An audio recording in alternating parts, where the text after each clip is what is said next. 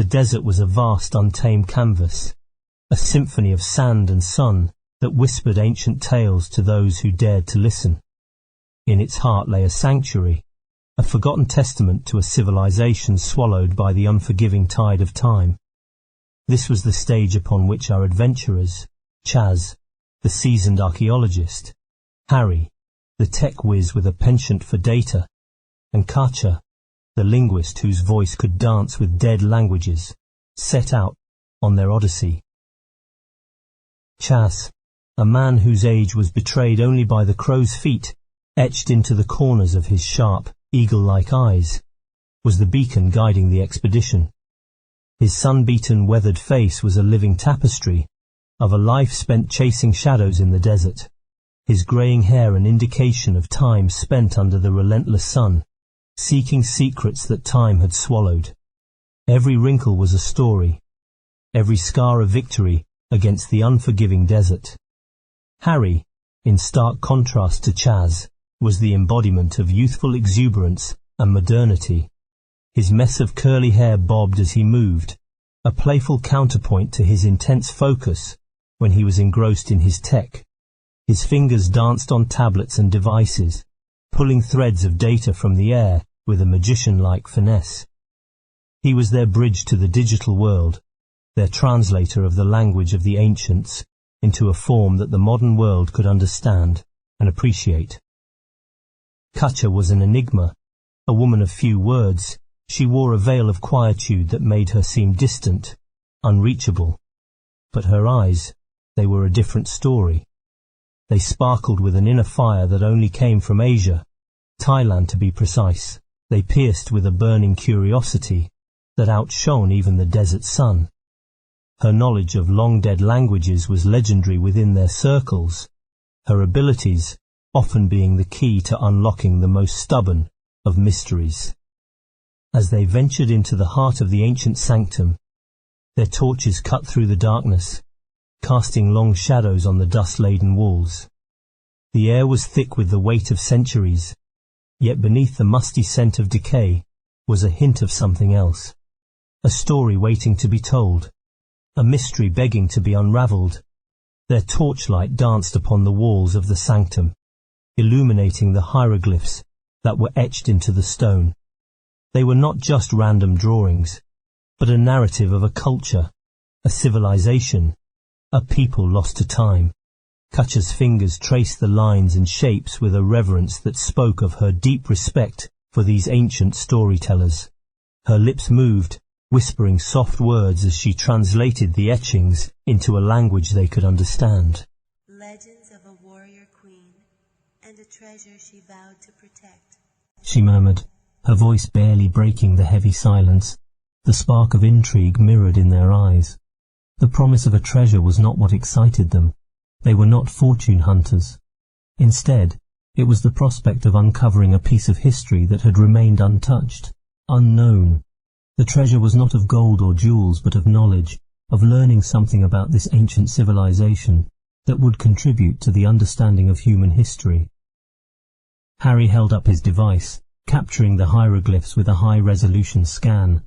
The soft whirring of the machine seemed oddly out of place in the ancient silence, a stark reminder of the technological prowess of their time. "We'll have more once we process this data," he said, his voice echoing in the vast chamber. Yet the relentless wheel of time continued to spin. Outside, the radiant daylight gradually surrendered to the desert's twilight, casting an orange-red glow that seeped into the sanctum through its entrance. Chaz, ever mindful of their safety, made the call to retreat. "Time to head back," he announced, his voice echoing through the ancient space. The words hung heavy in the air, a reluctant admittance that their time in the sanctum was up, for now. With a collective sigh, they began to gather their equipment, their hearts heavy with the reluctance of leaving and minds ablaze with the seeds of fresh theories. The sanctum, with its silent walls and cryptic stories, had sparked in them a thirst that could only be quenched by answers. As they stepped out into the cool desert evening, they carried with them not just data and scans, but a piece of history that was waiting to be told. The desert night descended swiftly, swallowing the last vestiges of daylight as stars began to dot the inky canvas of the sky. Their journey back to the base camp was a quiet one, the hum of their all-terrain vehicle the only sound that dared to break the silence of the desert. Back in the confines of their base camp, they found themselves surrounded by the comforts of the modern age. The contrast was jarring. A few hours ago, they were standing in the remnants of an ancient civilization, and now they were back in a world ruled by technology.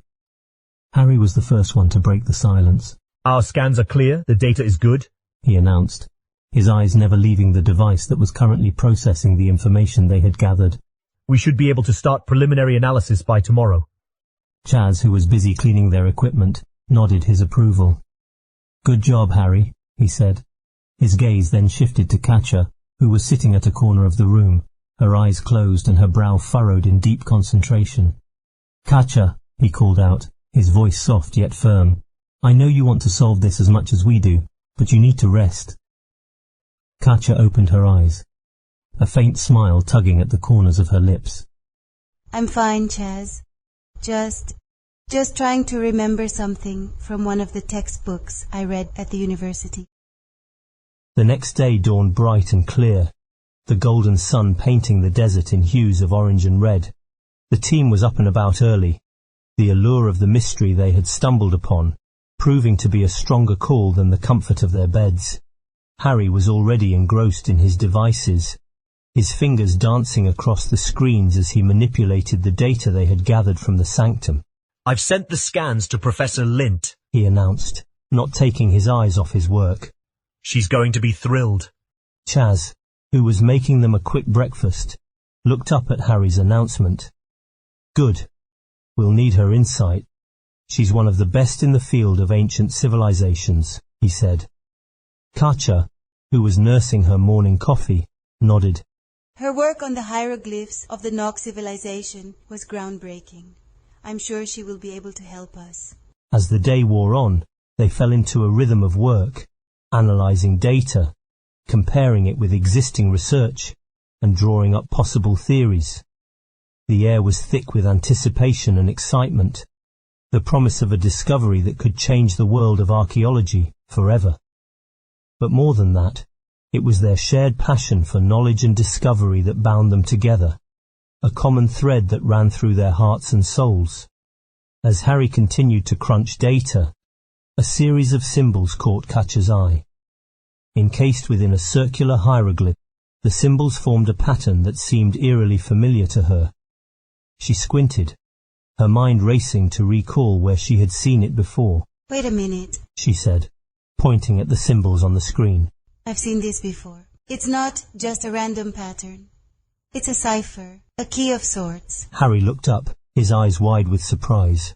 A key, as in a key to a treasure? Kacha shook her head. Not a physical key, more like a linguistic or a symbolic key. It's a common practice in ancient languages. They used symbols or a series of symbols as a cipher to encode messages. Chaz, who had been listening to the conversation from a distance, walked over to them. You mean to say that the story of the warrior queen and her treasure could be encoded? Kacha nodded. It's possible. I'll need to cross-check with some reference texts, but I'm almost certain. The potential discovery of an encoded message breathed new life into their investigation. The excitement was palpable, the air buzzing with the energy of their enthusiasm. They worked tirelessly, cross-referencing the symbols with known ciphers, exploring every possible angle, and challenging each other's theories.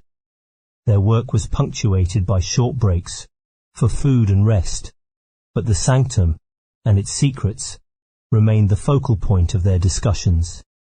Even as they sat around the small campfire, under a sky that was a blanket of stars, their conversation would invariably drift back to the cryptic hieroglyphs and the possible treasure. The desert, with its endless expanse of sand and relentless heat, could have been a deterrent, but for Chaz, Harry, and Kacha, it was a source of inspiration.